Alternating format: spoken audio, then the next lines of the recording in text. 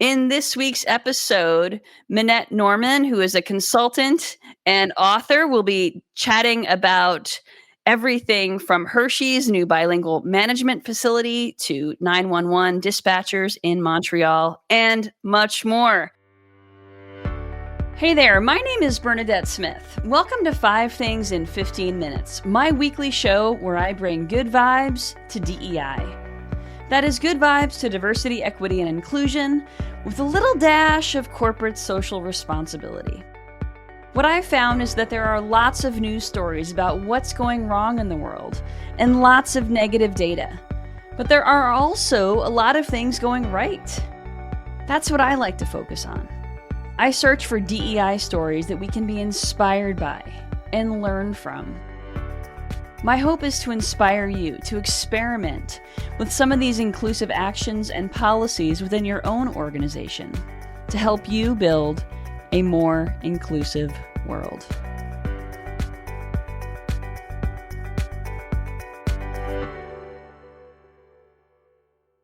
Minette, thank you for joining me. Please introduce yourself. Thanks for having me, Bernadette. It's great to be here as the first guest of the new year, kicking off the new year with some positivity, because there's so much negativity in the news all the time. So I'm happy to participate. So as you said, I'm a consultant now. I focus on inclusive leadership. And my goal is really to help leaders be better and create inclusive organizations. And I come to this work very recently. I just started this business a few years ago. I was in the software industry for 30 years. And that's really what informed me doing this work, is like being part of teams that were not inclusive, leading teams, trying to be inclusive and learning how hard that was and what skills I didn't have and needed to get along the way. And so when I finally left after 30 years in 2019, I realized I want to help other leaders, because I think so many leaders really want to do the right thing, but have no clue where to start, get really overwhelmed and get paralyzed. And so my work is all focused on what are the self-aware actions you can do as a leader to really create an atmosphere where everyone, and I focus on all aspects of diversity. I'm not zoning in on any one. So where anyone can feel that they can do their best work in this organization. And as you said, I'm an author. I have 2 books coming out. One is already available for pre-order that I co-wrote, The Psychological Safety Playbook. And my second book, The Boldly Inclusive Leader, comes out later this year. So it's a big year for me. That's fantastic. For the folks who are on LinkedIn watching this, would you mind sharing your book? You held it up for me a few minutes ago. Beautiful. The Psychological Safety Playbook, Lead More Powerfully by Being More Human, with Caroline Helbig, my wonderful co-author. And you can order it right now on any of the online retailers. Congratulations. That is fantastic. For those folks who are listening who don't know what psychological safety is, can you define it?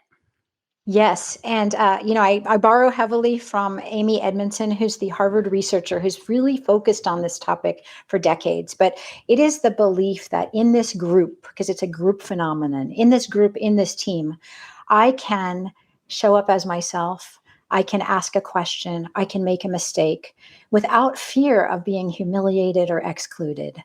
So I think if you don't know the term, that's okay. You know the feeling, because we've all had this feeling of like, in this group, I really can show up and I can ask those hard questions and I can show when I don't know something. But often, and this is what I experienced in the corporate world, it's quite rare. And we're really sitting back a lot of the time going, ooh, do I dare speak? Do I dare disagree with the prevailing sort of opinions at the table? I'm not going to ask a question because that's going to show that I may be, not knowing something, and that's going to expose my vulnerability. And we're all weighing this so much of the time. And the more you are not in the dominant group, and if in like, for example, in tech, where it's primarily white male at the top, which is changing, but I certainly saw that a lot. If you're a woman, if you're a person of color, if you feel in any way other, you're going to be the one who holds back because you feel like, oh, I don't want to expose myself. So it's something that is so fundamental to successful teams, because if you have that basis, then everyone can bring their diverse perspectives, which is what we all need for business success. So that's, in a nutshell, psychological safety. I think it's incredibly important. And as you said, Amy Edmondson is a huge leader in this field. And I was very curious or inspired by her study, actually, that she co-authored that showed that teams with both psychological safety and diversity outperform teams that lack psychological safety yet are still diverse. And I think that's for the reason you just said, right?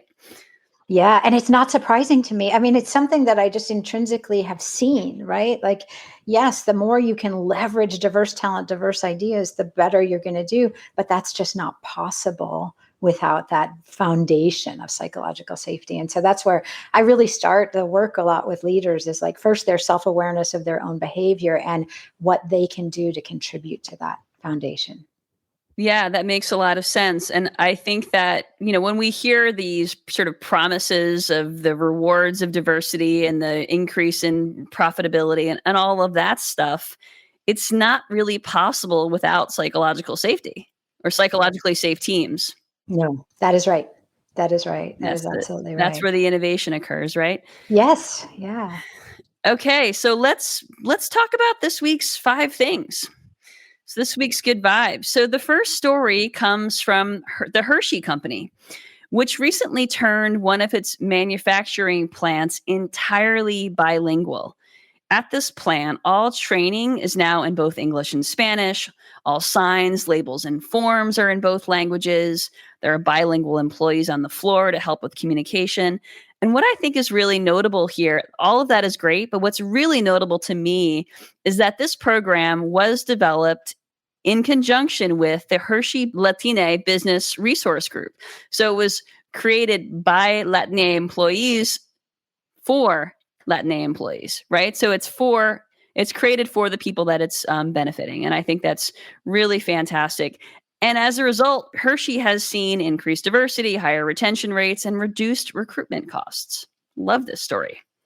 I love this story too. And for the reasons you cite, I mean, first of all, that co-creation, it wasn't like top leadership developed this program and totally left out the Latine population, Hmm. right? So this was a co-created thing. But I think the thing that jumped out at me the most about it was in their recruitment, not only their costs going down, but that they're getting, I forget what the percentage was, but they're getting like 70 or 90% qualified employees with Mm. manufacturing background. And before they were getting less than 50%. And what that just reinforces for me is that if you create the conditions, the pipeline is there, right? You just don't know how to find them if you're not offering, for example, the job descriptions and job ads in Spanish and doing the recruitment in Spanish. This is so true in other industries too, where they say like, oh, well, we can't hire women in tech because there are not enough women out there. But the way we're doing it is just, backwards. We're not actually doing something that's going to attract women. So I love this story. I think they really did it very, very well. Yeah, I absolutely agree. And I think that's a fantastic point about the talent is already there, right? And when we change the systems, in this case, we make everything bilingual. In cases of attracting more women to tech, that could be writing more empathetic job descriptions, including things like interview schedules in advance, things like nursing facilities on site, which could include more pregnant women for the interview process that's in person. There are lots of things that can be done in the systems to make them more equitable, which will then increase diversity. Exactly. Yeah. So that's a really good story to start with. I like that Yeah, one. excellent. All right. So the next story comes from Montreal, Canada, in which 911 dispatchers are learning to stop racial bias calls. So, this is one of the first programs in North America with a training to help operators detect bias when they're in conversation with callers. So, for example, if a 911 caller calls in and is describing a situation and using racially charged terms or racial descriptions or even veiled racist descriptions like ghetto or gangs, etc., they're being trained to detect that and not share that with the police. Because if the 911 operators are sharing the caller's racist language with the police, then the police are going to then not always, but continue to kind of perpetuate the bias that started with the caller. So it's a way to reduce bias within and racial profiling. Very cool. Oh, I agree, and I think it's complex. It's really positive and also complex because as you read the article, there's some discussion about like this is difficult. We're starting the conversations because it's not sort of this one and done thing. Like, okay, now I know how to recognize racial profiling in language on calls, but to at least get that awareness out there so that it's not because I think some of the pushback is like I'm just passing through the information. Right. They said a group of gang members were harassing me. Like I'm just passing that along, but are you decoding it? So I think it's really important. And of course, it recalls the whole story that people are familiar with the bird watcher in Central Park, who Hmm. was a Black man, and the white woman who called 911 and saying I'm being harassed by a Black man. Turned out the guy, the story there was that her dog was off leash and scaring the birds in Central Park, and he said, I'm going to put the leash on your dog. But it turned into this big racial event. So I think that is important. I think that the caller, could have been screened very easily if they had asked some questions like, what are the actions this person is doing right now, as opposed to blowing it up into I'm being assaulted, which, she retracted those words. So I think this training is really important. And I think it needs to be ongoing conversation because it's not straightforward sometimes. Absolutely not. And I hope that a lot of other municipalities throughout North America and beyond start doing the same thing.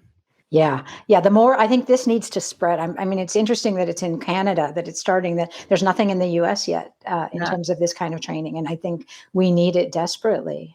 absolutely. Okay, the next story is about the U.S. Military Academy at West Point, which is removing all Confederate memorials on campus, including one which is an image of an armed woman with a KKK or Ku Klux Klan written below. I mean, Minette, I'll be honest, some of these stories that I find, I'm like, there are still Confederate monuments at West Point. Like, I can't even believe this sometimes, but progress is progress, and I'll take it. Yeah, that was my feeling. Like, really, it's about damn time. Yeah. It's still these like that. We can just still have Ku Klux Klan memorabilia on campuses and Robert E. Lee statues lionizing, these kind of figures. So to me, it is time. It's overdue.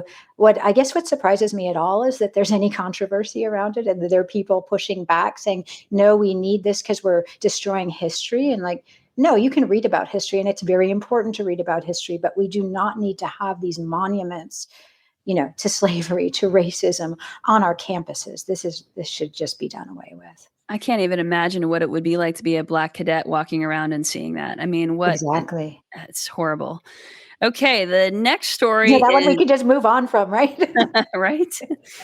Right. All right. Well, the next story comes from the White House, which for the first time has its own menorah. And in their Hanukkah celebrations, this menorah was then added to the permanent collection. In the past, every menorah has been borrowed or loaned to the White House. So I think this is another it's about damn time, but I'd love to hear your perspective on this. Yeah, so this one for me is both personal and political. And so on the personal level, I'm Jewish, and I remember, my whole childhood there was only Christmas everywhere. And it Mhm. was, unless you grew up in New York City where there were a lot of other Jews. I grew up in California. It was very rare to see a menorah or any signs of Judaism. So in a way it's lovely, and I think it is time that they had their own, and it's great that there are more than just Christmas icons being shown in the White House. But I guess for me, where it's complicated is that it's also religion in the White House. And, I truly believe in separation of church and state. And Mhm. then if you bring in a menorah, who are you excluding? What religions are you excluding now? Like, we don't have other symbols of other religions in there. And how far do you go? And so I guess I have both positive and mixed reactions to it. I think it's good. I mean, I wouldn't say don't have your own menorah if you've been the White House has been borrowing a menorah for decades and centuries. Yes, have your own. And then figure out how to not have this be excluding other religions, and how to be really inclusive, especially around Christmas time. It's just like that's such a Christian time of year, and anyone who doesn't identify as Christian feels excluded. I agree. I agree. Thank you for that additional perspective. I think you're absolutely right, and I'll be curious to see how they continue to promote inclusion within religions going forward. So we'll see. And if there are more ways that other religions are included in the White House, for better or worse, you'll hear about them on 5 Things. Okay, the last story is about the EX Manifesto, which stands for the Employee Experience Manifesto, created by leaders from companies such as Patagonia and Airbnb, with principles to elevate business performance through employee well-being. So, Minette, I know you have some strong feelings on this. As a former tech employee and Silicon Valley type person, what's your take here? Well, I was so curious when you included that because I hadn't heard about it. So I read it, I downloaded it, I looked at it. And I think, yes, on the surface, great employee experience that is employee centered and human centered and co-creative. All of those words are great. But it also sounded like buzzword bingo to me, which is something we played a lot in Silicon Valley, like a lot of buzzwords. And where's the reality? Is this actually, it just seemed very surface level to me when I read the actual descriptions. There's 7 things in the manifesto, and you can read each one of them. Now, for example, one of them is taking a human-centered approach. And how could you argue with that, right? But what does it mean if you drill down and click down into what is a human-centered approach? There's a lot there to unpack. And I think that just by having a phrase about it, it's not going to happen. And so, there are other things in there like design with employees, not for employees, of course. Yes, let's do that. And then measure it. How are you going to measure this stuff? So all of it, I think, is great. And I'm not opposed to it. However, I've seen, being in companies and seeing other companies and now consulting, I mostly consult with tech companies. There's a lot of this where people have culture codes, they have their own manifestos, and too often it's just words on a website or in an internet page, and the companies are not living and breathing these values and, the terms of the manifesto. So I would say yes, and there's a lot of work behind each of those 7 things. And so if the companies that are signing on to it are willing to continuously invest in that work, that's fantastic. If, however, they're putting it up on their intranet or extranet and then not following up on it, then I actually think it's more damaging because it's so hypocritical. So for me, it's a cautionary tale of great stuff, dig deeper, do the work, and then we'll see. Yeah, I hear that. Absolutely. The part that gives me the most optimism about that story is that Patagonia is one of the forces behind it. And I really love how they have always stood up for their employees. They have a super high retention rate, and obviously they do a ton for the environment. So they sort of have the credibility and the heft and the weight. I agree with you. They are really a pinnacle of living and breathing those values and things. Yeah. Yeah. So, I think that it'll be something we keep an eye on. And I think that we're going to start having a lot more conversations about EX, employee experience, in the years to come. So we'll keep checking in on that topic. Minette, thank you so much for joining me today. How can folks find you and connect with you?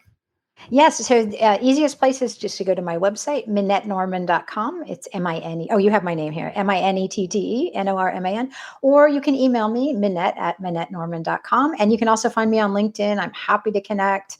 And thank you so much for having me. It was a good conversation. I feel like we could have gone so much deeper into all of it, but it's a great start.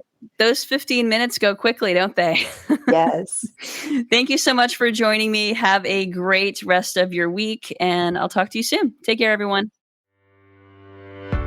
Thank you for listening to 5 Things in 15 Minutes. I hope you found yourself inspired by at least one of this week's stories. If you did, would you mind sharing it with a colleague and leaving us a review on your favorite podcasting platform? And if you don't already get my 5 Things newsletter, join at 5thingsdei.com. I'm Bernadette Smith, and I'll see you next week right here for 5 Things in 15 Minutes, bringing good vibes to DEI.